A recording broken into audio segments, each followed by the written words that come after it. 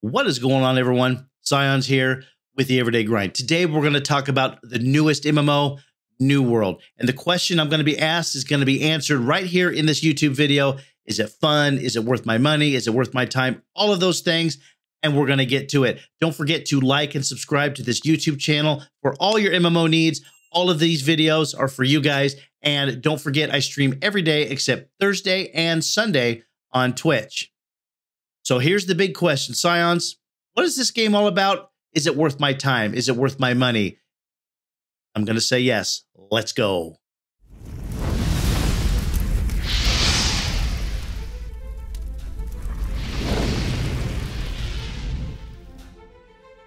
Will New World be the next great MMO? So far, it's way too early to tell. I've played the alpha, closed alpha, and now closed beta, and have over 60 hours of gameplay. The big question I'll be asked is if New World is worth the money to play. It is a good game. I'm going to take my over 12 years of playing MMOs and give you the down and dirty. Graphically, the game is beautiful. Amazon has done a great job of creating various environments that are stunning to look at. I've enjoyed my time in the world, just running around and seeing all of the different landscapes. I would like to see more weather events or extreme weather events, as I think this could really make the world stand out. But overall, graphically, the game is absolutely awesome. Starting with leveling and questing. There is a grind here, and the quests do not give a clear direction at the beginning of the game. One quest in particular is the first one in your first settlement called The Old Man Who Cried Corruption. You have to be level 12 to finish it, which isn't a problem, and you are required to help around town. But what the tooltips don't tell you is once you have chosen a faction, which is a part of this quest chain, you have to complete a faction quest or two for completion of the quest chain so you can go talk to the old man. And there are a few more quests that are, in my opinion, too vague in either the tracking or explanation. Also, overland content is also a bit bland as you seem to revisit areas you've already completed quests in to complete another set of quests. I think it's a good use of using the entire world, but players don't usually see this type of area revisiting until there are expansions or new content of the game. Also, be prepared to craft and gather your butt off. Fortunately, you can and do level and get some good experience from crafting and gathering. It's a core part of this game, and I find that I enjoyed it. There are 7 crafting skills: weaponsmithing, armoring, engineering, jewel crafting, arcana, cooking, furnishing. There are 5 refining crafting skills: smelting, woodworking, leatherworking, weaving, and stone cutting. And finally, 5 gathering skills: logging, mining, fishing, harvesting, tracking, and skinning. That gives you 17 different types of crafting, and your character can do all of them. There's plenty of crafting to do, and it is quite fun. Something to be mindful of is that this is an open world game. While you may be the only person in an area mining ore and you have 3 nodes right next to you, someone may very well come up and help themselves to the ore you have not yet tagged. Skinning seems to be the worst of it, as there are quests to kill wolves, bears, rabbits, and players do and will come up to you and skin your kill as you kill it, leaving you with having to kill again to get your skinning skill up. So be prepared to have some patience.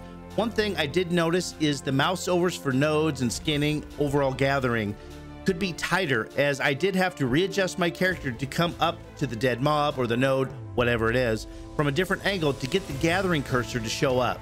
But this is beta. Crafting your own gear and making your character stronger is a definite plus in the game.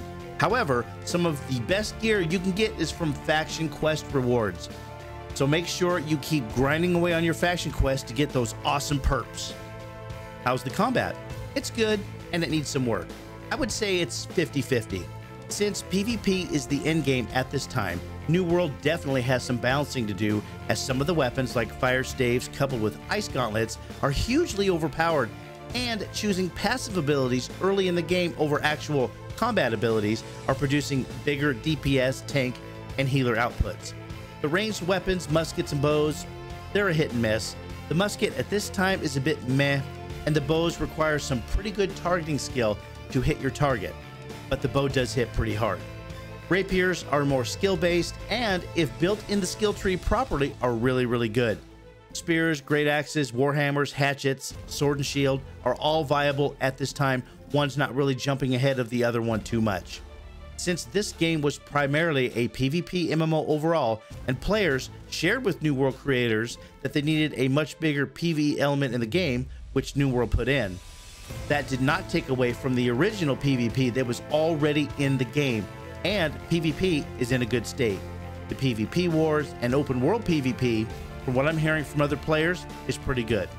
There are 3 faction choices that fight over territory control. Right now you have 3 factions you can join. Those groups are the Marauders, Syndicate, or the Covenant. The game is designed for a faction to have some kind of control over settlements, to give your faction some type of bonus. Having your faction control several settlements allows you better crafting options, for example, as most players use storage sheds for their crafting, and if your faction controls more than one, you can share these.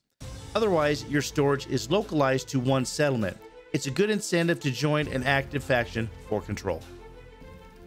For PvE-based content, there is really no meta builds clearly defined right now, and there will need to be more testing done from the player base. That being said, I've enjoyed looking for resource nodes, leveling my character, upping my crafting skills, learning more about the world of Eternum and the stories of the NPCs in it. In the game right now, you'll find expeditions, which are really instance dungeons, one of the core things of PvE content. There are 6 in total. They are called the Amarine Excavation, the Garden of Genesis, Lazarus Instrumentality, Dynasty Shipyard, the Depths, and Shattered Obelisk. Each one of these has its own story and its own loot table. There are puzzles and mechanics to make the encounters exciting and different. They start becoming available after you reach level 25. There are also Corrupted Breaches, which are world events. They're all over the map. Invasions, and Arenas, which are all PvE based.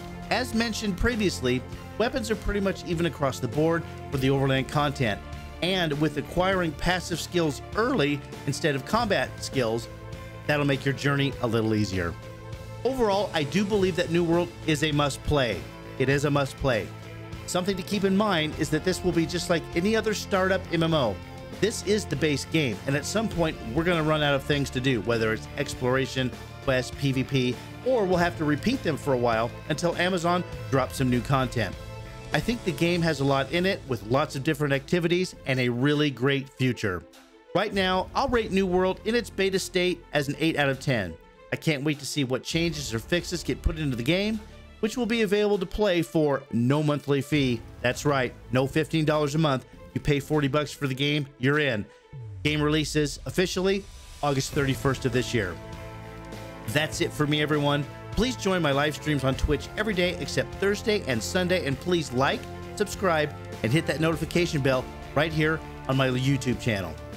Thanks for watching, and we'll see you next time.